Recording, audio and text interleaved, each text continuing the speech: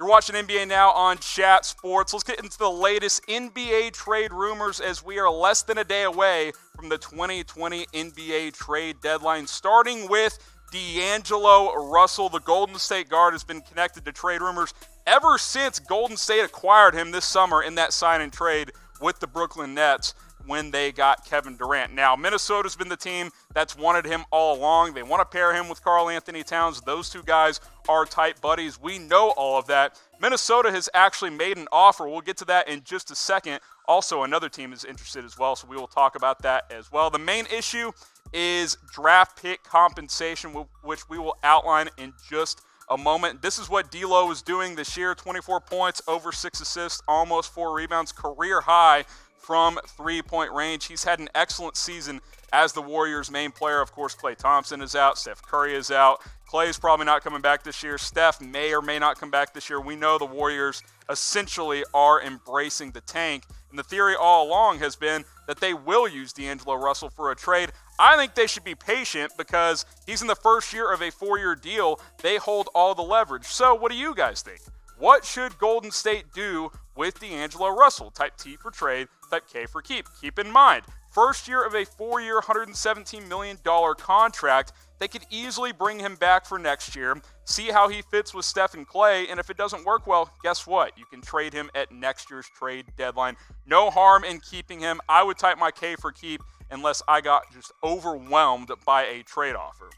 Now, the latest also is that Andrew Wiggins would be involved in any trade between Minnesota and Golden State surrounding D'Angelo Russell, which to me, I don't care unless you throw 5 first-round picks, which you can't in the NBA, by the way. You can only trade a first round every other year, so that's not even possible as far as 8 years in advance, so you can't even trade that many first-round picks in a trade. I don't want Andrew Wiggins' contract if I'm an NBA team, especially if I am Golden State. Tom Downey mentioned it earlier when we were talking off air. He is Harrison Barnes. I think he's worse than Barnes, and he costs more. He's not bringing that much to the table if you are the Golden State Warriors. Sure, he scores 22 points per game, inefficient player, doesn't try all the time. He's kind of a lazy player, not a good defender. I don't like Andrew Wiggins. This is the offer that has been reported that's on the table from the Minnesota Timberwolves. Now, sending Golden State a 2020 first-round pick and another 2020 first-round pick from Brooklyn, which they got in draft conversation, and Andrew Wiggins over to Golden State to get D'Angelo Russell. So you're thinking, well, I mean, 2 first-round picks, including their own, which would be a pretty good pick as well. But this 2020 draft class, by a lot of guys in NBA circles, they don't think it's as good as 2021. So the Warriors want future first-round pick compensation. My counter to that would be is Minnesota's terrible this year. Why not get their good pick this year if you really want to trade Russell, then wait when they might be better next year if you give them Russell. So that's my thought process, but again, I don't want Andrew Wiggins' contract, so I certainly don't blame Golden State for that. If you think the Warriors should take this offer, type Y for yes, type N for no. Let us know in the comment section. Now, today's show is brought to you by BetDSI. These are the latest NBA title odds, certainly subject to change as the NBA trade deadline comes and goes, but the Lakers still favorites at plus 240, the Bucks at plus 300, the Clippers at plus 400, the Sixers at plus 1,000, and the Rockets coming in at 5th at plus 1,200 odds. If you want to bet on any of these teams or any other team to win the NBA title, got to do it at BetDSI. Go to chatsports.com/bet. Use our promo code NBA120. That 120% deposit bonus is the best deal out there. Get signed up with BetDSI today. Now, I mentioned another team is in the mix for D'Angelo Russell, albeit the New York Knicks. I continue to be surprised by what the Knicks, at this point I shouldn't be surprised, right, by what the Knicks choose to do. They did fire President Steve Mills. By all accounts, they are going to be active at the trade deadline, whether it's buying or selling. Marcus Morris, we'll talk about in a minute. There's still rumors swirling around him as well. Now, the Knicks did make an offer for D'Angelo Russell, but it's just not good enough. I mean, Kevin Knox, nice young player. Portis and Trier, Ntilikina, kind of a disappointment. And a second-round pick for D'Angelo Russell, that's not going to get it done. I know Andrew Wiggins' contract stinks, but at least in the Timberwolves trade package, Golden State gets 2 first-round picks in return. To not even send a first-round pick in an offer for D'Angelo Russell is classic Knicks. Way undersell, not even close. The Warriors are laughing at that offer and moving on to something else. That isn't going to get it done. No chance. This is my proposal. They want Mitchell Robinson and a first-round pick. So you throw both those things in there. You throw Bobby Portis in there to help with the money. Reggie Bullock, veteran three-point shooter who can be a part of that team next year. He's on a 2-year deal for the cheap, 2-year, $4 million, and then 2-year, $8 million, 4 per year. And then Frank Ntilikina, maybe he gets a new scenery and he can help flourish there. But it's got to be a first-round pick. You got to throw Mitchell Robinson in there. That is what the Warriors want. And then the Knicks would get their guy in D'Angelo Russell. Now, we constantly make fun of the New York Knicks here at Chat Sports because, well, they're the New York Knicks. When will they return to the playoffs? What year will it be? I don't know. Tom, are they ever going to make the playoffs again? They're not even close. Yeah, never. I mean, I don't know. Like, what do you guys think? When are the Knicks going to return to the playoffs? 2030 coming in from Bryant. So another decade without the playoffs. 2024 from Wacko. 30-20 from Danny. I appreciate that. I hope basketball is being played in 1,000 years. Chris Jones, 2040, 2023, 2021, next year. Wow, that's confidence coming in from Sammy there. Never, all over the place. When will the Knicks return to the playoffs? Let me know what you guys think. Now, we are going to be live for the NBA trade deadline special here at Chat Sports. We're going to go live sometime a couple of hours before the deadline tomorrow. Have that notification bell turned on. If something big happens in the morning, we will be up and live on the channel. So make sure you subscribe, hit that notification bell so you know always when we go live, but especially tomorrow should be a busy NBA trade deadline. It'll be me and Tom Downey live with you. We'll have some shows on the channel after the deadline passes as well, trade deadline winners and losers. Lots of NBA trade deadline coverage tomorrow here on Chat Sports. I mentioned Marcus Morris. The Knicks trade rumors continue now. The recent nugget here is that ESPN's Adrian Wojnarowski is saying that the Lakers and the Clippers are in an arms race for Marcus Morris. Those are the main two teams interested in him. And as much as they are interested in the player himself, they are just as interested in keeping Marcus Morris from the other team in LA.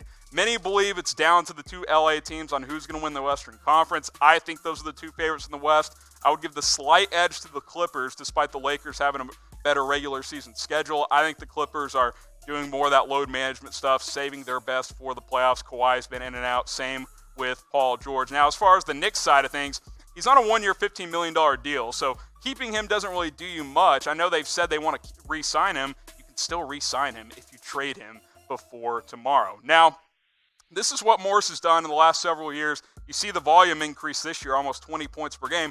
That's because the Knicks stink. The last 3 years, he's been with Boston, and he's kind of been that role player type. 13, 14 points, shoot a good percentage from three, bring some toughness. That's what he is in today's NBA, a really good role player. He's not a player you build around, which is classic Knicks if they decide to keep Morris and try and re-sign him. That makes no sense based on where they are in 2020. This is the proposal I've had the last couple of days out for the Knicks and the Clippers. Clippers get Marcus Morris. Knicks get a 2020 first-round pick. I think that's a great deal for a guy who's on a 1-year deal. Mo Harkless and Jerome Robinson. Harkless there to help with the finances. His contract expires, so they could buy him out if they wanted to, or just let his contract run out, and he'd be a free agent after the season. Jerome Robinson, been a disappointment, but a lottery pick from a couple of years ago. Get another young player in there. Now, keep this in mind. I tried to throw some Lakers trade ideas together from Marcus Morris. They're going to have to get real creative because they just don't have the assets that the Clippers have. Danny Green is the only contract that really matches up with Marcus Morris. Are they going to trade Danny Green for Marcus Morris? I mean, I think Morris is slightly better, but A, why would the Knicks want Danny Green? And B, you brought in Danny Green to play a role in the playoffs. Doesn't really make sense. KCP's contract or no trade clause really hurts the Lakers at the deadline because that $8-9 million contract is very tradable. Unfortunately, he can veto every trade. So I don't see the Lakers getting Marcus Morris. I think the Knicks would take an offer from the Clippers much more easily. Let's talk about Kyle Kuzma and the latest rumors surrounding the Lakers forward. Several teams are interested in the young forward Kyle Kuzma, and for good reason. He's got a cheap contract, which makes him tricky to trade from the Lakers' perspective because they're trying to get a piece in return to contend for a title this year. But it's a nice contract if you're a younger team like a Sacramento who's trying to continue to build for the future. There's no reason for the Lakers to sell low on Kuzma because he's still a productive player on the cheap. But if you look at his last couple of years, last year is really when he broke out. Yeah, the three-point percentage wasn't great, but he was scoring almost 20 points per game. This year, he just has not been the same. Had the injury early in the year, just over 13 points per game. The three-point percentage is a little bit better, but not enough better to justify the lack of production. Sure, his scoring was going to go down a bit once they brought in Anthony Davis, but they expect him to be a little bit better. I still think he's a growing player in the NBA, working his way back from those injuries, but the Lakers would absolutely trade him if they got the right piece in return. We know at least these three teams are interested right now. The New York Knicks, they're interested in everybody for some reason. The Minnesota Timberwolves, another team interested in a bunch of players, including D'Angelo Russell, that we've talked about, and the Sacramento Kings. I actually still think the Kings make the most sense. You get Bogdanovic from Sacramento. You send them Kuzma and a couple of other pieces to help match salaries. Maybe you get a second-round pick in return. Everybody's happy because the Kings are probably not going to be able to re-sign Bogdanovic, who's a restricted free agent, in this offseason. Where will Kuzma be after the deadline? Will he be with the Lakers? If you think so, type L. If you think he'll be elsewhere, type E. I think he'll be with the Lakers, but I'm not convinced. Like, if you said you've got to pick one, I would say Lakers, but it's like 55-45 for me. I'm not super confident in it. I know they're willing to move him for the right piece. If they can get a better three-point shooter, I think they would certainly do that. The Kings offered the LA Bielitsa for Kuzma and a pick. The Lakers said no to that. If they got Bogdanovic involved, I think they would say yes. I certainly believe that. So I'm typing L for Lakers. I'm seeing mostly L's, but it's pretty split in the comments, which makes sense because I think it could really go either way. So type L for Lakers, type E for elsewhere. Now, if you want to get your fiance, your wife, your mother even, some flowers on Valentine's Day, some sweets. My guy Tom Downey likes going the sweets route because then he can eat some of them as well. That's a good way to go also. Chatsports.com/flowers. Our partner Pro Flowers is giving you a 15% off deal right now. Tons of roses and all kinds of flowers. Producer Nancy, not a big fan of roses for whatever reason, but they've got all kinds of options, gift baskets, all kinds of things. 15% off. Chatsports.com/flowers will get you set up on their website. Don't worry. They will deliver this on Valentine's Day to your loved one. Just put in the right information. You'll be good to go. No one wants to battle all the crazies on Valentine's Day like I've done every single year. I already took advantage of this deal. Chatsports.com/flowers. Go ahead and get your loved one some flowers today. Teams want Alex Caruso. This one's interesting and kind of a new developing rumor here. And this one's interesting because the Lakers can use him as a part of a trade. Remember, they would like to get Marcus Morris. Caruso, he's $5.5 million a year over 2 years, so $2.75 million. Not a ton of money, but that's more than the veteran minimum, so they can use him as part of a salary creation trade. Role player, good defender. His offensive game kind of comes and goes, but he plays with great energy. I like this kid a lot. Teams would like to add them to their bench. If the Lakers can get a shooter, again, they're looking for offense. They want a three-point shooter. Caruso has not shot the ball particularly well this year, but 6'5", 185 pounds. He's got a nice frame there. I like his defense and versatility. I'll be curious to see if a team trades for Alex Caruso and what kind of player the Lakers could get in return. Doesn't appear LeBron's former teammate Kevin Love is going anywhere. And we've talked about this a little bit. Trade rumors have surrounded Love for a while. The Cavs, they're trying to rebuild around Darius Garland and Colin Sexton. But Kevin Love's contract, it's just not tradable, guys. That's the bottom line. 4 years, $120 million.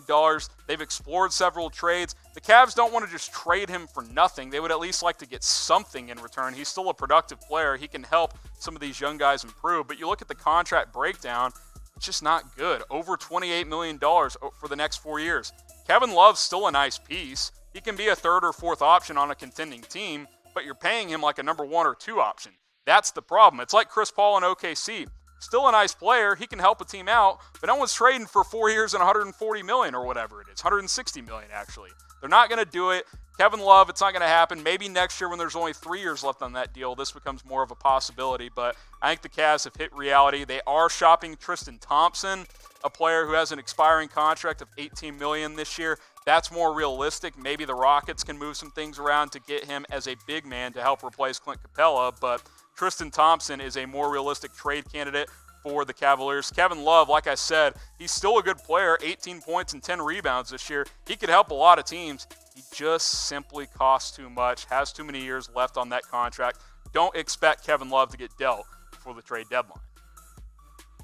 The Pelicans are in the same boat, but for different reasons. Drew Holiday is very much tradable. He's got a season and a half left plus a player option at just about $26 million per year, only 29 years old, excellent two-way guard, plays offense, plays defense, can play on the ball or off the ball, which he's proven this year next to Lonzo Ball. Their asking price remains high, but the Pelicans are pretty content with keeping Drew Holiday at this point, and for good reason. They're starting to win games here. Zion is back. They've got a nice core. Their top 5 scorers, including Brandon Ingram, except for Brandon Ingram, I should say, who's a restricted free agent, who they will certainly try and bring back and will bring back. I think they'll match any offer. He comes back next year. Holiday averaging almost 20 points per game this season, over 6 assists, 35% three-point shooter. Again, he's an excellent defender as well. He can help mold these young guys in New Orleans into learning how to play in the NBA. And I think this team, it may not happen this year, but I think next year this team could contend for a middle seed in the Western Conference. I believe that this year before Zion missed 42 games. Brandon Ingram, 25 points. Zion, 20 points in his limited action per game. Drew Holiday, just under 20. J.J. Redick, 15. You're probably thinking, J.J. Redick, he's not a part of the future. He's under contract through next season, so he'll be back next year when they're trying to contend. Lonzo Ball at 12 points per game. He's played pretty well for them. He's been a good distributor as well. We know he's a good defender. Ingram's, again, having that breakout all-star year. They'll certainly try and bring him back. Run it back. Keep Drew Holiday. I would not trade Holiday if I was the New Orleans Pelicans.